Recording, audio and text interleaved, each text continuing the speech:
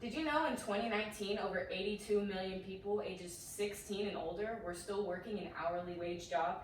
And among those, 1.6 million employees were still being paid either at or below the prevailing federal minimum wage of $7.25 an hour. Congress has failed to raise the minimum wage since 2009, which, as we all know, is well over a decade ago. Raising the minimum wage can have a variety of economic benefits far beyond the wages of affected workers. If you're between the ages of 16 and 24, you're most likely working a minimum wage job or a job that pays an hourly wage. Currently, wages vary state by state, but many people are still left living paycheck to paycheck and still trying to figure out how they're going to help support their family. This is something that could be affecting most, if not all of us, or could be affecting someone we know or care about, especially now during the pandemic. I've been working an hourly wage job for about 3 years now since I was 16 and took a work experience class in high school, so I picked up some valuable knowledge about what it's like living off of minimum wage and what it's like working a minimum wage job. Today we're going to look at how increasing the minimum wage federally would help to improve worker productivity.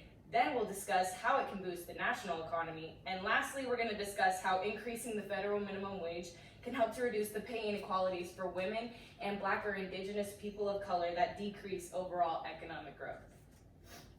First, we're going to discuss how raising the federal minimum wage is going to help boost worker productivity.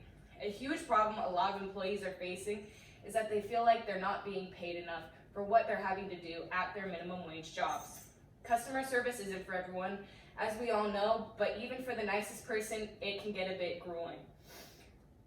If employees were to get a raise in their wages, there would be a significant increase in worker productivity, which would also lead to a higher quality service that your job is giving, which would ultimately bring more customers in, making the business booming, which is what all business owners want. All of this growth also leads to substantial economic growth nationally, which is what we're going to be discussing next.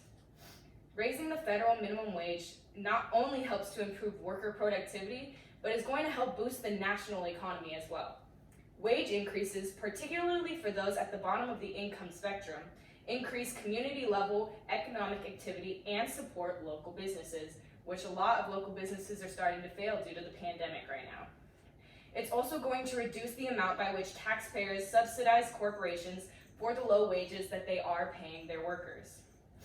American voters have repeatedly signaled broad bipartisan support for raising the minimum wage to $15, so an increase to the minimum wage would be far from divisive in the economy.